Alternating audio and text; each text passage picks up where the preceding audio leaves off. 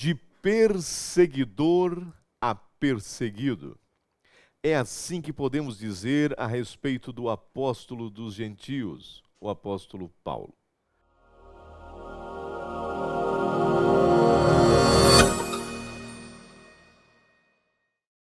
A paz do Senhor, eu sou o pastor Emílio Enklen e estamos aqui para mais uma pré-aula da nossa escola bíblica dominical. Não esqueça de dar aquele joinha, caso a aula for útil para você, compartilhe, inscreva-se também no nosso canal e se você ainda não é inscrito, faça isso para receber as notificações das aulas aqui. O título de nossa lição deste domingo, 17 de outubro de 2021. A conversão de Saulo de Tarso. A gente vai caminhando junto, porque na lição passada nós falamos de um perseguidor implacável, de um homem decidido a terminar, acabar com os seguidores de Cristo, os seguidores do caminho, que era chamado. Mas observe bem, maior era o poder de Cristo a quem ele perseguia. E ele teve um encontro tremendo que nós veremos nesta lição. O texto áureo diz assim, Atos 9, versículos 3 e 4. E indo no caminho, aconteceu o quê? Chegando perto de Damasco, subitamente o cercou um resplendor de luz vinda do céu. E caindo em terra, ouviu uma voz que lhe dizia: Saulo, Saulo, por que me persegues? Que coisa tremenda, a gente vê o amor de Jesus na pergunta aqui. A verdade prática, a verdadeira conversão a Cristo leva em conta o arrependimento, a fé em Jesus e uma completa transformação de pensamento, vontade e ação do homem. Vamos olhar na nossa lição e ver que temos o objetivo geral: asseverar que a salvação é por meio da graça, isso é, não há méritos humanos, por meio da graça. Se fosse por méritos, Saulo não seria salvo. Acompanhada de arrependimento e fé do pecador com resposta à salvação. Objetivos específicos: apresentar a conversão de Saulo como um ato da graça de Deus. Relacionar a conversão de Saulo com a doutrina bíblica da conversão. 3 faculdades interiores que são transformadas na conversão. Veremos isso no final. Uma das coisas mais lindas é ouvir o testemunho de um transformado. Ao se encontrar com Cristo no caminho de Damasco, Saulo teve a sua vida completamente regenerada. Sua faculdade intelectual foi regenerada. Depois do encontro com o Senhor, trouxe luz à sua mente. E isso é interessante e é percebido. A sua faculdade emocional foi afetada também. Ao longo da vida, Paulo sempre demonstrou uma dor por ter perseguidos os cristãos, os seguidores de Cristo, seus irmãos agora em Cristo. Talvez o espinho na carne até fosse isso. Não estou aqui afirmando, é uma conjectura, mas poderia ser esta dor que ele carregava continuamente. O que eu fui fazer? E finalmente, sua faculdade, a vontade, seu desejo de realizar as coisas também foi tocado, ao ponto de ele dizer: eu daqui para frente quero me desgastar, eu quero deixar gastar a minha vida pela causa do Evangelho. Assim, nada mais teria sentido para Paulo senão pregar Cristo crucificado. Que o Espírito Santo possa tocar em nossas mentes, nossa faculdade intelectual, emocional e da nossa vontade também, para que os nossos alunos e nós possamos experimentar como é bom, é agradável fazer a vontade do Senhor. Ore por isso, para que Deus faça uma obra na vida dos alunos, daqueles que nos ouvem. Continuando em nossa introdução, o ilustre escritor e pregador, pastor Hernandes Dias Lopes, escreveu que Paulo não se converteu, ele foi convertido. E é uma verdade. Foi sem dúvida uma conversão revolucionária na história do cristianismo. Sua conversão não foi nem mesmo uma decisão de Paulo, até então Saulo, mas foi o próprio Cristo quem fez valer a graça soberana de Deus sobre ele, porque ele estava de fato perseguindo Jesus, decidido a ir até o final. Se tornou um dos mais importantes acontecimentos da história do cristianismo, esse encontro com Cristo. Lucas, o historiador, ele fala sobre isso. É ele quem relata isso em Atos dos Apóstolos. Ele dá destaque à conversão de Paulo, descrevendo em outros textos também, onde o próprio Paulo relata isso. A experiência dramática da luz resplandecente sobre Saulo de Tarso, que o derrubou por terra, deixando-o cego, foi tão forte que teve que ser conduzido, levado para Damasco por mãos alheias. Nada diz na Bíblia. Pregadores empolgados, afoitamente dizem que ele caiu do cavalo. Não se sabe se ele estava no cavalo, no camelo, aonde estava, mas que ele cai por terra, ele cai. Os homens que o acompanhavam levaram-no e conduziram até a casa onde Deus havia orientado para que ele ficasse. Ficou por 3 dias, sem comer, sem beber, mas aguardando o que haveria de acontecer consigo, já debaixo da coordenação e da ordem divina. Isso foi imediato. Vamos então para o tópico de número 1. Nossa lição é riquíssima e precisamos ir adiante. A conversão de Saulo, um ato da graça de Deus. Nosso primeiro já subtópico, a conversão de Saulo e sua experiência sobrenatural. Atos 9:3, Lucas faz este relato impactante. Observe bem, esta narrativa feita por Lucas é importante. A experiência dramática da luz resplandecente sobre Saulo de Tarso, derrubando por terra, deixou ele cego. Nós vimos isso. Era uma luz mais forte, mais brilhante que o sol ao meio-dia. Era uma luz que não poderia ser de outro ser. Veio daquele que criou o sol. Veio do Pai das luzes, como menciona Tiago. Foi tão forte que ele teve de ser conduzido a uma casa em Damasco. É somente Jesus quem pode fazer isso. Somente Jesus quem pode confrontar alguém tão furioso como Saulo.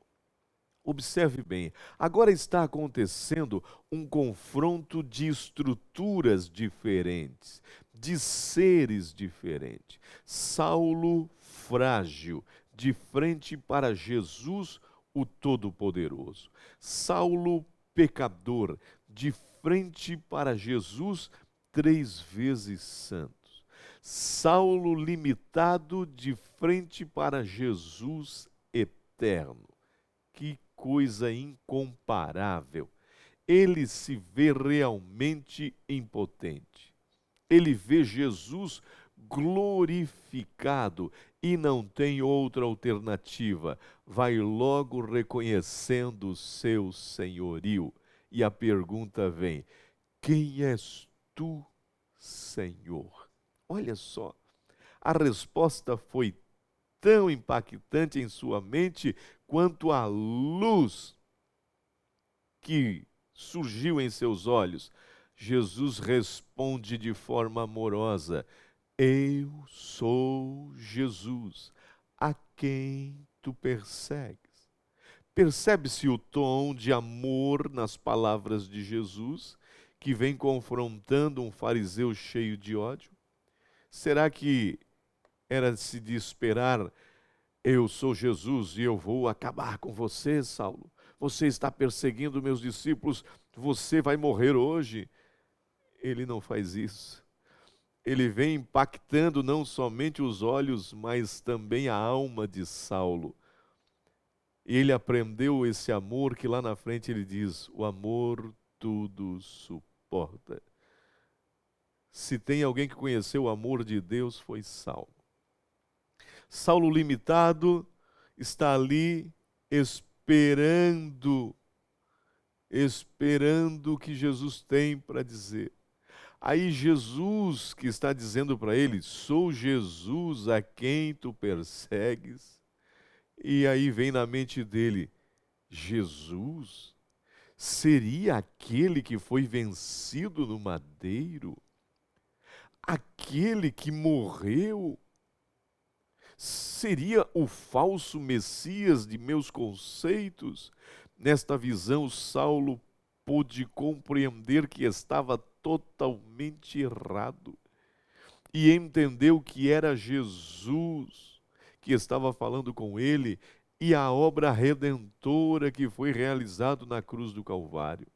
Impactou Saulo de tal forma que não houve mais como voltar atrás. O segundo subtópico diz: a iniciativa de Jesus para transformar a mente de Saulo. O homem imponente, bem-sucedido em sua missão de acabar de vez com os seguidores de Jesus, agora é vencido pela majestade do Messias e despojado de seu ego. Agora está precisando ser guiado, segurado pelas mãos. Mãos que seguravam carta branca para maltratar, autorização para entrar e ultrapassar fronteiras. Agora essas mãos desfaleceram. A sentença segurada com tanta avidez, com tanto cuidado, cai por terra junto com o perseguidor. Isso foi impactante demais. No encontro, sua estrutura física, psicológica e espiritual foi sacudida por Jesus. Todo o orgulho de sua linhagem e origem farisaica e vaidade de sua posição privilegiada no sinédrio foi desmoronada junto com ele no encontro com Jesus. Os homens que o acompanhavam levaram-no e conduziram-no à casa aonde ele ficou por 3 dias ali, aguardando o que vai acontecer comigo, sem ver 3 dias. Vamos para frente. O subtópico de número 3. A graça salvadora se manifestou a Saulo. Na carta aos Efésios 2:8, ele diz: é pela graça. Olha só, porque pela graça sois salvos por meio da fé, e isto não vem de vós, é dom de Deus. Saulo olha para a sua vida, para seus feitos, suas maldades, e agora salvo, entende que ele não é merecedor. Ele sabe então que não é por méritos, é pela graça. Não é por méritos humanos, é pela graça. A mesma graça é para todos os que aceitam a oferta de salvação de Jesus Cristo. Tudo acabou em poucos minutos. Toda a prepotência foi embora em poucos minutos. Sua vida toma uma direção que ele não esperava. Se foi à tarde o encontro, digamos que pela manhã ele com planos de destruir, agora tudo muda. Foi a maior experiência de sua vida e foi de repente. Eu gosto disso. É assim que Deus faz. De repente, tudo pode mudar. De repente, a oração é respondida. De repente, a bênção chega. De repente, Jesus salva o parente perdido. Glórias a Deus por isso. Se perguntássemos ao pastor Paulo Leivas Macalão, que transcreveu o hino 205 de nossa harpa cristã, perguntássemos a ele: pastor, o que é graça? Ele nos convidaria para cantar o hino 205 e a gente perguntaria para ele: a graça tem altura, pastor? E ele iria dizer: mais alta do que nuvens celestes. Tem profundidade a graça, pastor, mais funda do que o profundo mar. Tem sabor a graça, é mais doce do que os bens terrestres daqui.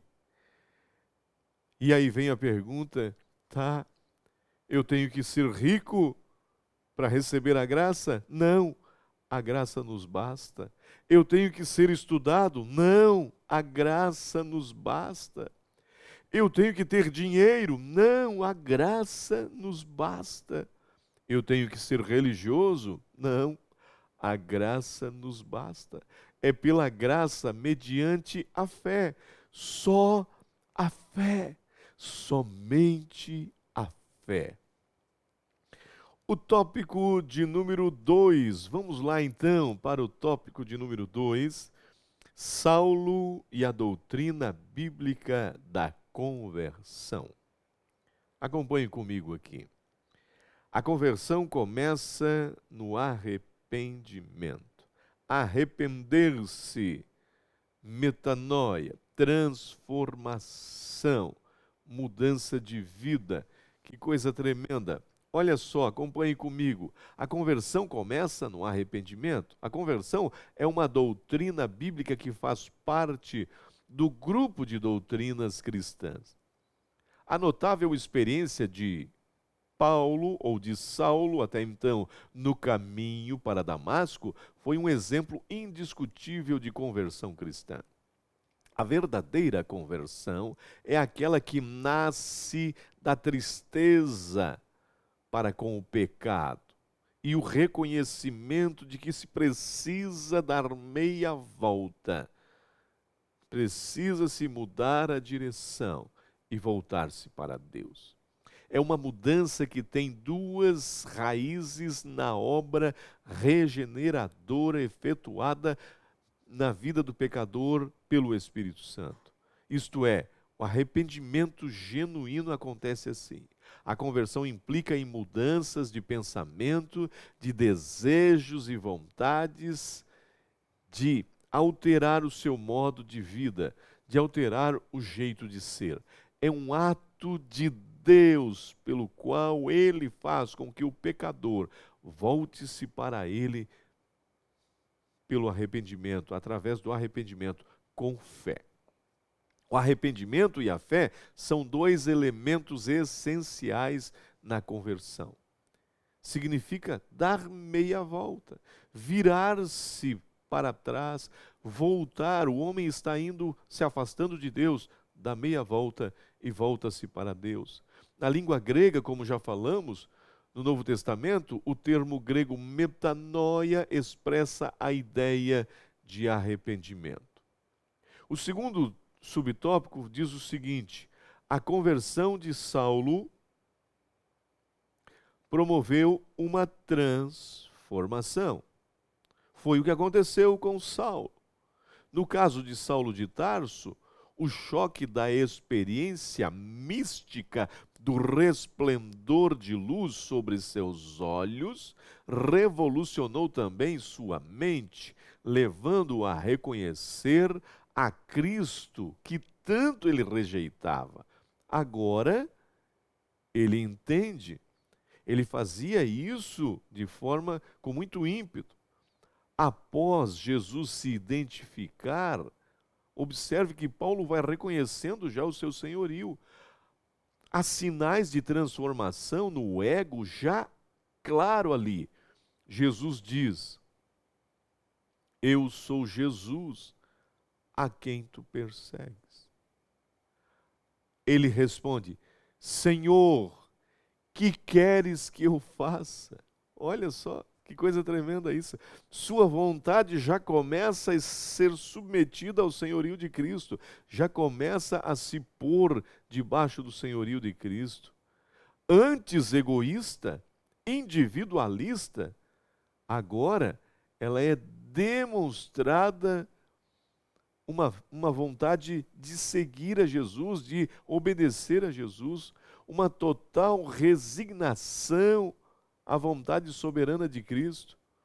Que belo exemplo para nós. Lá na frente ele escreve aos Romanos, orientando e dizendo: procure saber qual é a boa, agradável, perfeita vontade de Deus. Ele experimentou isso. Terceiro, conversão faz parte da doutrina bíblica da salvação. A conversão realmente começa com mudança de vida, como já estamos falando desde o tópico do subtópico anterior. A verdadeira conversão, como diz a lição, é a que nasce da tristeza pelo pecado. Ela vai mudar a direção do homem. Se antes ia para o bar, agora vai para a igreja. Se andava bêbado, agora anda cheio do Espírito Santo. Se era mentiroso, agora vai falar a verdade. Se contava piadas indecentes e chocarrices, agora vai ter palavras edificantes em seus lábios. A regeneração tem lugar naquele que se arrepende dos seus pecados e volta-se para Deus. E coloca a sua fé pessoal em Cristo como Senhor e Salvador de sua vida. Encerramos mais um tópico e vamos para o tópico de número 3. Olha só aqui. As 3 faculdades interiores transformadas na conversão de Saulo. Observe bem: faculdade intelectual, faculdade das emoções e a faculdade da vontade. Tudo isso centralizadas na alma. E nós vamos tratar deste assunto agora, daqui para frente. Observe bem, professor, como é interessante a gente explicar, tá? Por que isso? Porque o homem, ele é tricotômico, mas nós vamos tratar aqui apenas da alma. Não vai entrar na parte do espírito e nem do corpo, que serão refletidos pela alma dirigida. Observe bem. Faculdade intelectual. Neste campo da alma, o homem muda o seu modo de pensar. Você já parou para analisar como é a mente de um homem sem Deus? Como ele não entende as coisas de Deus? É por isso que Paulo lá na frente diz: o homem natural não entende, mas o transformado entende. Ele passa a reconhecer sua condição de pecador. Ele passa a entender isso.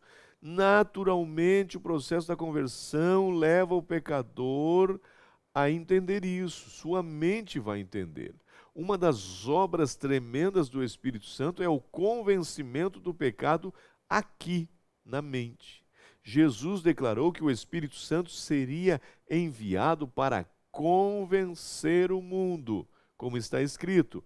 E quando ele vier, convencerá o mundo do pecado e da justiça e do juízo. Do pecado, porque não creram em mim.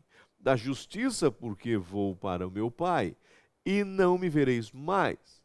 E do juízo, porque já o príncipe deste mundo está julgado. Portanto, O ato de convencer, neste caso, pertence ao Espírito Santo, não a nós. Ao Espírito Santo. É o Espírito quem opera a mudança de conceito e de opinião.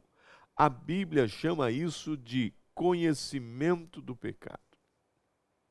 O texto diz literalmente: por isso nenhuma carne será justificada diante dele. De quem? De Deus, pelas obras da lei.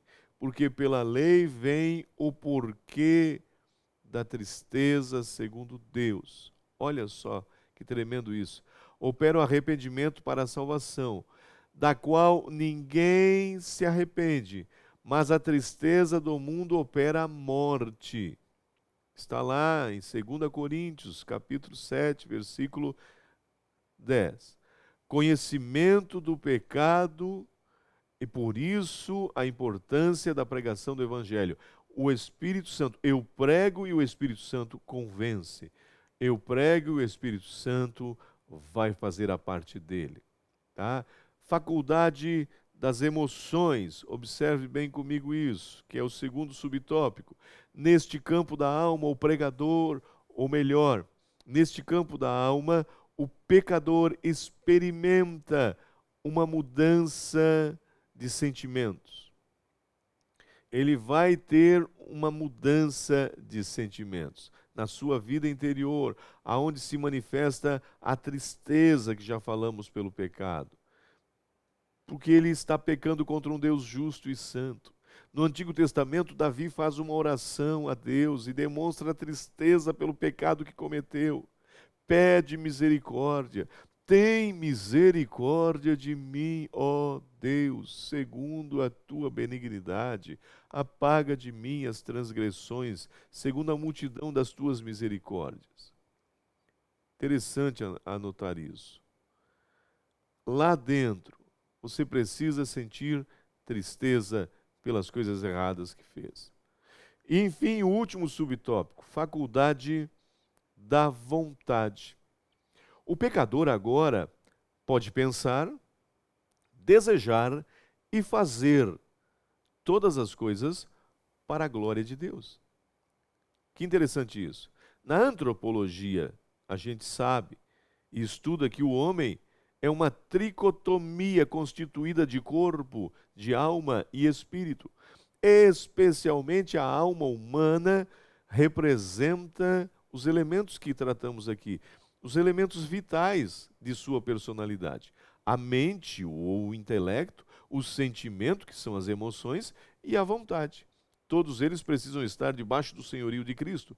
Naturalmente, se o pecador está convencido na sua mente de seu pecado, resta-lhe exercer a vontade de fazer a vontade de Deus.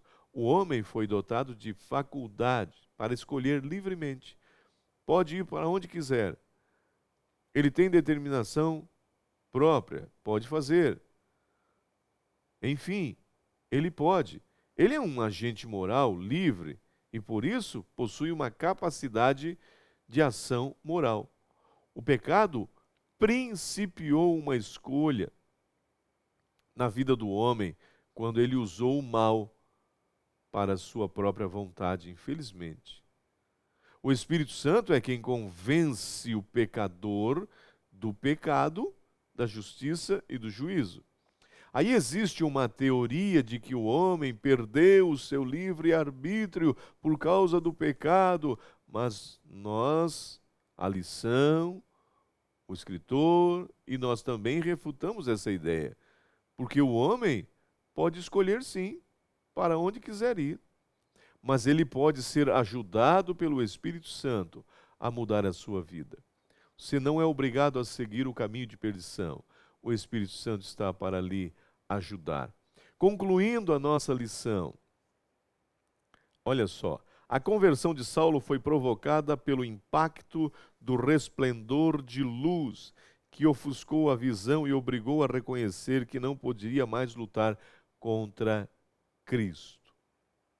Estava lutando contra um poder maior. Dura coisa é recalcitrar contra os aguilhões. Dura coisa é fazer força contra um poder maior. A conversão de Saulo mostra que ela é uma obra divina que leva o homem ao arrependimento, que leva o homem a uma mudança de vida. Somente a soberania divina, somente a soberania divina pode fazer isso. Foi bom estar com você, professor, aluno. Faça a sua aula valer a pena. Estaremos aqui para a próxima pré-aula, se Deus assim o permitir. Deus abençoe e até a próxima.